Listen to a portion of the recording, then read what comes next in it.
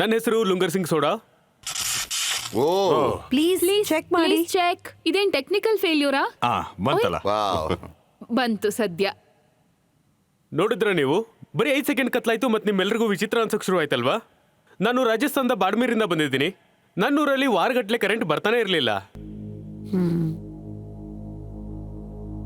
ಕತ್ಲು ಬರೀ ರಾತ್ರಿ ಹೊತ್ತಲ್ಲಿ ಮಾತ್ರ ಅಲ್ಲ, ಕತ್ಲು ಅನ್ನೋದು ನಮ್ಮ ಮನಸ್ಸಲ್ಲೂ ಮನೆ ಮಾಡಿತ್ತು. ವಯಸ್ಸಾದವರಿಗೆ ಫ್ಯಾನ್ ಗಾಳಿ ಇರಲಿಲ್ಲ, ಮಕ್ಕಳು ಬೆಳಕಿಲ್ದೆ ಓದಕ್ಕಾಗ್ತಾ ಇರಲಿಲ್ಲ. ನಮ್ ದೇಶ ದೀಪಗಳ ಹಬ್ಬವನ್ನ ಆಚರಿಸುತ್ತೆ, ಆದ್ರೆ ನನ್ನೂರಲ್ಲಿ ಯಾವತ್ತೂ ಕತ್ಲೆ ತುಂಬಿರ್ತಾ ಇತ್ತು. ನಾವು ಚಿಕ್ಕವರಿರ್ಬೇಕಾದ್ರೆ ಕರೆಂಟ್ ಹೊರಟೋದಾಗ ನಾವು ಅನ್ಕೋತಾ ಇದ್ವಿ ಇನ್ಮೇಲೆ ವಾರಗಟ್ಲೆ ಕರೆಂಟ್ ಬರೋ ಚಾನ್ಸಸ್ ಇಲ್ಲ ಅಂತ. ನಾನು ಬೆಳೆದು ದೊಡ್ಡವನಾದೆ, ಕೆಲಸಕ್ಕೋಸ್ಕರ ಸೂರತ್ಗೆ ಬಂದೆ. ಆದ್ರೆ ನನ್ನ ಊರಿನ ಕತ್ಲು ಯಾವತ್ತೂ ನನ್ನ ಮನಸ್ಸಲ್ಲಿ ತುಂಬಿರ್ತಾನೆ ಇತ್ತು. ನಾನು ಇಂಜಿನಿಯರ್ ಅಲ್ಲ, ಆದ್ರೆ ಯೂಟ್ಯೂಬ್ ನನ್ನ ಗುರು ಆಯ್ತು, ಹಾಗೆ ಸ್ಕ್ರಾಪ್ ನನ್ನ ಪ್ರಯೋಗಶಾಲೆ. ಅಲ್ಲಿಂದನೇ ಶುರುವಾಯ್ತು ಸನ್ವಿನ್ ಇನ್ನೋವೇಟಿವ್.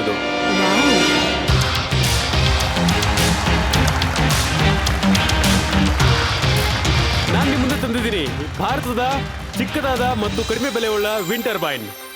ಈ 1 ಕಿಲೋವ್ಯಾಟ್ನ ಟರ್ಬೈನ್ ಪ್ರತಿದಿನ 10 ರಿಂದ 15 ವ್ಯಾಟ್ ಕರೆಂಟ್ ಅನ್ನ ಉತ್ಪಾದನೆ ಮಾಡುತ್ತೆ. ಇದರ ಬೆಲೆ ಬರೀ ಒಂದು ಸ್ಮಾರ್ಟ್ ಫೋನ್ನಷ್ಟಿದೆ. ಅದು ನಿಮ್ಮ ಮನೆ ಆಗಿರ್ಲಿ, ಹೊಲ ಆಗಿರ್ಲಿ ಅಥವಾ ಆರ್ಮಿ ಯೂನಿಟ್ ಆಗಿರ್ಲಿ, ಬರೀ 10 ಗಂಟೆ ಗಾಳಿ ಬೇಕು. ನಂತರ ಇಲ್ಲ ಯಾವುದೇ ಕರೆಂಟ್ನ ಹೊರೆ, ಯಾವುದೇ ಗ್ರಿಡ್ನ ಅವಶ್ಯಕತೆ ಕೂಡ ಇಲ್ಲ. ಬರೀ ಗಾಳಿ, ಬೆಳಕು ಮತ್ತೆ ಜೀವನ.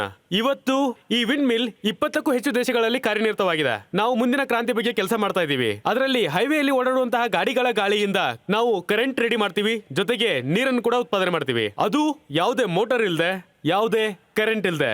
ಟೈಟನ್ಸ್, ನನ್ನ ಕನಸು ತುಂಬಾ ಸಿಂಪಲ್ ಆಗಿದೆ. ಎಲ್ಲೆಲ್ಲಿ ಕತ್ಲಿದೆಯೋ ಅಲ್ಲೆಲ್ಲ ಸನ್ವಿಂಡ್ ಇಂದ ಬೆಳಕು ಬರಲಿ ಅಂತ. ಇವತ್ತು ನಾನು ಬೆಳಕನ್ನ ಕೇಳಕ್ ಬಂದಿಲ್ಲ, ಬೆಳಕನ್ನ ಹಂಚೋದಕ್ ಬಂದಿದ್ದೀನಿ. ನೀವು ನನ್ನ ಜೊತೆ ಕೈ ಜೋಡಿಸ್ತೀರಾ?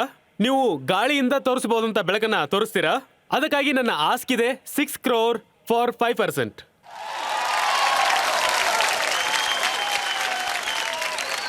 ನಾನು ನಿಮಗೆ ಹೇಳಲೇಬೇಕು, ನಿಮ್ಮ ಕನಸು ಬರೀ ಶುದ್ಧವಾಗಿಲ್ಲ, ತುಂಬಾನೇ ಪರಿಶುದ್ಧವಾದಂತ ಕನಸನ್ನ ಕಂಡಿದ್ದೀರಾ ಅಂತ.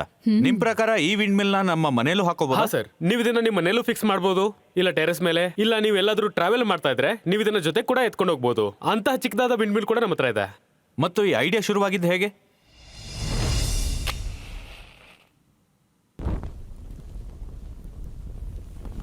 ಯಾವಾಗ ಯಾವ ಊರಲ್ಲಿ ಬೆಳಕಿರಲ್ವೋ ಆಗ ಬರೀ ಆ ಊರು ಕತ್ಲಲ್ಲಿ ಇರಲ್ಲ, ಆ ಊರಿನ ಮಕ್ಕಳ ಭವಿಷ್ಯ ಕೂಡ ಕತ್ಲಲ್ಲೇ ಇರುತ್ತೆ.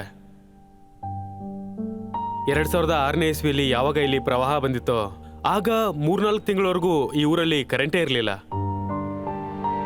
ನಮಗಿಲ್ಲಿರೋ ದೊಡ್ಡ ಕಷ್ಟ ಏನಂತಂದ್ರೆ ಇಲ್ಲಿ ಕರೆಂಟು ಬರದೇ ಇಲ್ಲ. ಅಡುಗೆ ಮಾಡೋದಕ್ಕೂ ನಿಮಗೆ ಏನಾದರೂ ಬೆಳಕು ಬೇಕಾದ್ರೆ ಅಡುಗೆನೋ ಕಟ್ಟಿಗೆಯಿಂದ ಮಾಡಬಹುದು, ಆದ್ರೆ ಅದಕ್ಕೇನು ಮೇಲ್ಗಡೆಯಿಂದ ಬೆಳಕು ಬೇಕು, ಅದು ಕರೆಂಟ್ ಬೇಕಲ್ವಾ? ಮಕ್ಕಳಿಗೆ ಓದೋದಕ್ಕೂ ಬೆಳಕಿಲ್ಲ.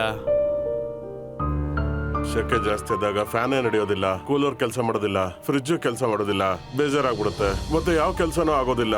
ಕರೆಂಟ್ ಇಲ್ಲ ಅಂತಂದ್ರೆ ನೀರು ಬರೋದಿಲ್ಲ, ಹೊಲದ ಕೆಲಸ ಮಾಡಕ್ಕಾಗಲ್ಲ. ಹೊರಗಡೆ ಹೋಗೋದಂತೂ ತುಂಬಾ ಕಷ್ಟ, ಪೂರ್ತಿ ಕತ್ಲಾಗಿರುತ್ತೆ, ಚಿಕ್ಕ ಪುಟ್ಟ ಹಾವುಗಳು ಕೂಡ ಬರ್ತಾ ಇರುತ್ತೆ. ಆಗ ನಾನು ಅನ್ಕೊಂತಾ ಇದ್ದಿದ್ದು ದೊಡ್ಡವನಾದ್ಮೇಲೆ ನಮ್ಮೂರಿನ ಕರೆಂಟ್ ಬಗ್ಗೆ ಏನಾದ್ರೂ ವ್ಯವಸ್ಥೆ ಮಾಡಬೇಕು ಅಂತ. ಪವರ್ ಅಂತೂ ಸೆಕೆಂಡ್ರಿ ಆಗಿತ್ತು, ಆದ್ರೆ ಮೊದಲು ಈ ಬ್ಲೇಡ್ ಆದ್ರೂ ನಡೀಲಿ ಅಂತ ಅನ್ಕೋತಾ ಇದ್ದೆ.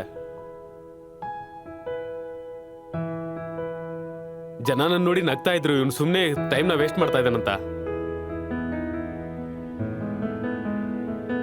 ಯಾವಾಗ ನಾನು ಪವನ ಚುಕ್ಕಿಯನ್ನ ರೆಡಿ ಮಾಡ್ತಾ ಇದ್ನೋ ಆಗ ನನ್ನ ಪೂರ್ತಿ ಜನರ ಕಣ್ಣು ನನ್ನ ಮೇಲೇನೆ ಇರ್ತಾ ಇತ್ತು.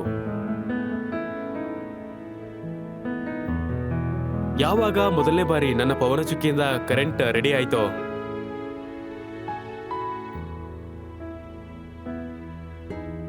ಎಲ್ಲರಿಗೂ ಖುಷಿ ಆಗ್ಬಿಡ್ತು. ಅದ್ ನಾವು ದೇವ್ರ ಹತ್ರ ಏನಾದ್ರು ವರ ಕೇಳ್ತೀವಲ್ವಾ, ಆಗ ಎಲ್ರಿಗೂ ನಾನು ಫೋನ್ ಮಾಡಿ ಹೇಳಿದೆ ನನ್ನ ಟರ್ಬೈನ್ ವರ್ಕ್ ಆಗ್ತಾ ಇದೆ, ಎಲ್ರಿಗೂ ಸಿಹಿ ಹಂಚಿ ಅಂತ.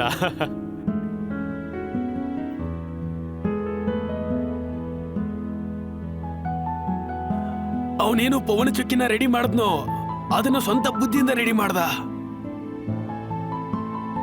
ತುಂಬಾನೇ ಖುಷಿ ಆಗ್ತಾ ಇದೆ. ಮೊದ್ಲು ಕತ್ಲಿತ್ತು, ಇವಾಗ ಬೆಳಕ್ ಬಂದಿದೆ.